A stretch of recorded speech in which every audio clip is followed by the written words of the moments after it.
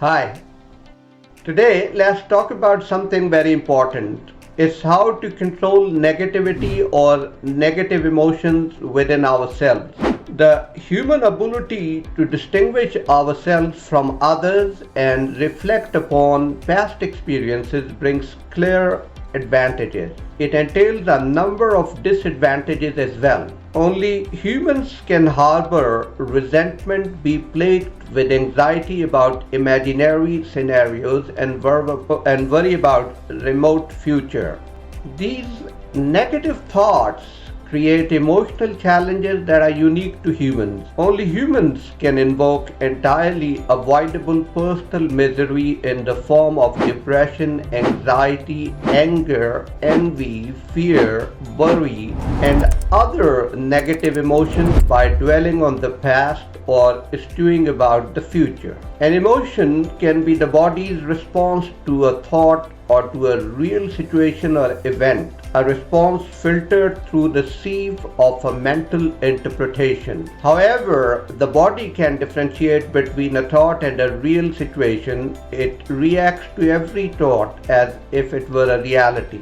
So the voice in the head tells a story that the body believes and reacts to, engendering an emotion. The emotions in turn fuel the thoughts that created them in the first place, forming a nexus between the flow of negative emotions and the stream of non-stop habitual thinking. This means that we are emotionally influenced by the fate of our imagined selves in much the same way that we are influenced by what happens to us in the present. Many people are always waiting for the next thing to react against, to feel angry, to sad, victimized, or simply disturbed about. It never takes long before they find it. An emotion can be inside you for days or months, like a parasite that survives inside you for years, sustained by your energy, leading to illness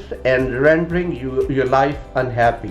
When emotions arise, they want to take you over, to own you through your identification with them. When you allow that to happen, an emotion becomes you, with your thinking and the emotion feeding on each other. Let's talk about how you can avoid and control negative emotions. Number one, don't let negative feelings turn into thoughts. That's important. Continued attention serves as the link between an emotion and your thought process, and you start feeding it your thoughts. Once you identify with a negative emotion, you energize it, you empower it, and then want more of it. So don't let a negative feeling turn into thinking. Never. And only you can do this. Nobody else can do it for you. Second, don't identify with negative emotions. The negative emotion is there because of certain things that happened in the past. It nurtures the past in you, and when you identify with it, you identify with the past. That makes the past more powerful than the present. Should it be? No.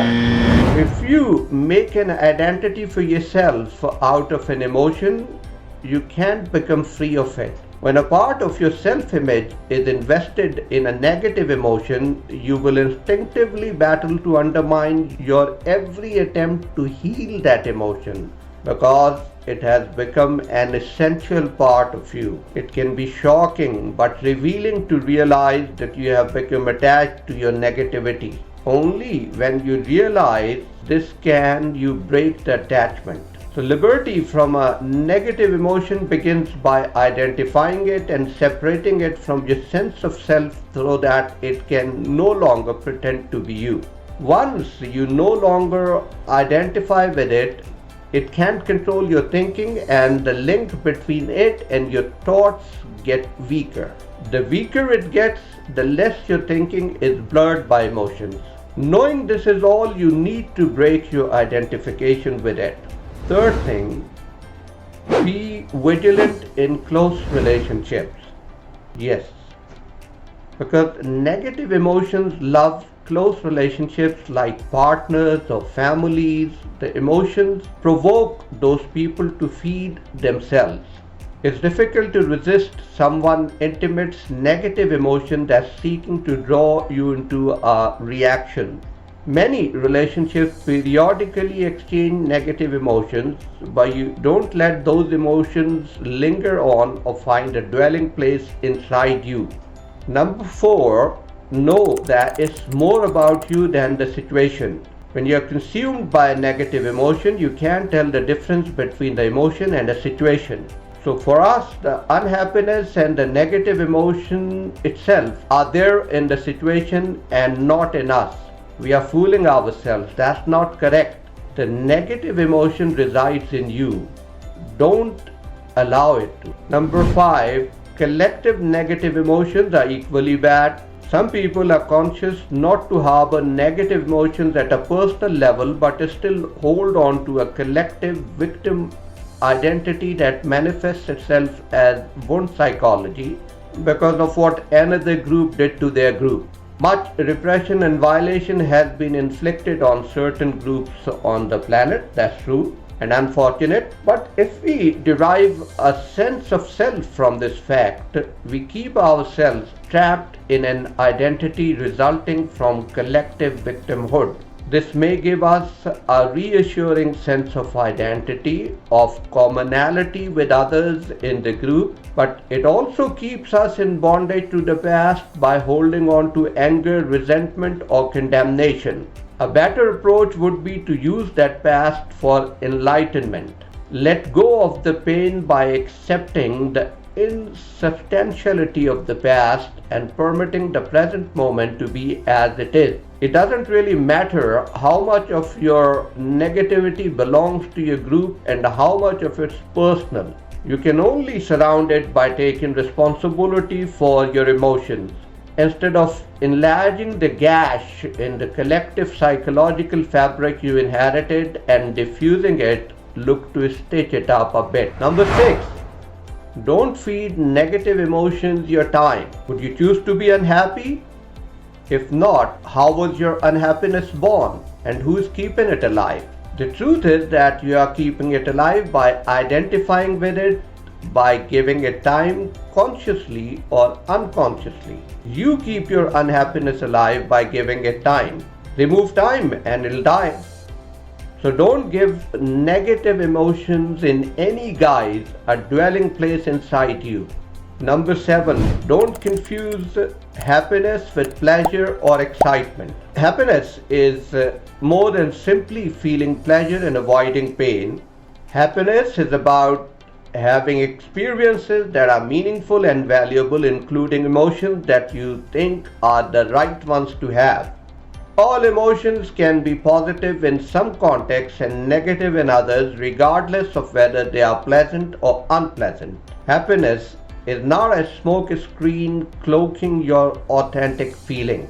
Remember that. Happiness is authentic. It's not the absence of negative emotions, it's the ability to identify and manage them. As people increasingly read popular psychology these days, they want to feel very good all the time. That's not real. Even if they feel good most of the time, they want to feel good all the time because they may still think that they should feel even better, which might make them less happy overall. In fact, a lot of our growth and learning comes from this negative space. So if you feel down from time to time, there's nothing to worry. It's very normal. Happiness is not the same as joy or ecstasy.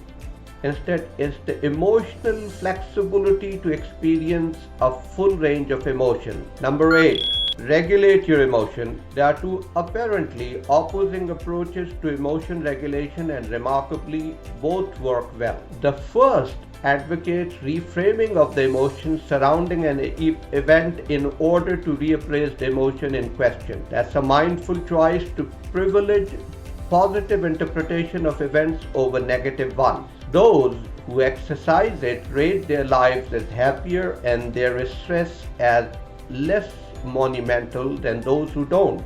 The second strategy involves an immediate and temporary acceptance of negative emotions. This mobilizes meta-emotional structures that dissolve the effect of the negative emotions and work to a person's long-term goal and psychological stability. So while the two approaches seem antithetical, both have been found to be highly efficacious for different individuals in different situations for the same individual. And that's why I enumerated both. Reappraisal tries to modify emotions deliberately, whereas acceptance teaches to accept them as they are. And both are right. By engaging acceptance and then reappraisal, you can gain the advantage of both and decide what works better for you in a situation. Emotional regulation doesn't happen out of the blue or for no reason. If you want to understand emotional regulation, you need to understand what beliefs you hold about your emotions, how you should feel and what you should do about it, and what you can do about it. With mindful attention and practice, you can figure out what works best for you. Beyond any doubt that emotional regulation can play a critical role in your happiness and health. For many people who regularly face unavoidable stress, knowledge about the choices they have to manage their emotions can make the difference between stability and breakdown. And number 9, try the technique that I recommend. It's called Learn Hope. This technique is an amalgam of the approaches I just spoke about, and here is briefly what the technique involves. So L stands to learn to teach yourself. Increase your personal knowledge and awareness of your body and mind and of how they cope with stress and other emotional states. Know when you're upset and why, and read the indications that your body is sending. E stands for express, support, candidness and curiosity within yourself to boost your acceptance of what happened. Don't deny, don't suppress. Then A, accept. Actively focus on growing your own self-compassion and tolerance for frustration. Don't avoid. R stands for reappraise. Learn to see things differently, as we discussed earlier. N is for network. Invest in relationships and expand your feelings of connection to others. H is for happiness. Add positive experiences to your life. Focus on happy memories and savor successes in order to increase the amount of your authenticity and your feeling goodness. O is observation. Practice mindfulness without judging. Don't judge, just observe. P is physiology. This involves behavioral changes, relaxation, breathing exercises, and self-care. And E is easy. Take it easy and keep life simple. Set specific goals and remain authentic in all you do. So remember, with practice, you can learn to handle stress and negative emotions a lot more resiliently and productively. Hope you found it useful. I wish you the best of luck and a lot of success in dealing with your own negative emotions and negative situations in life. Thank you very much.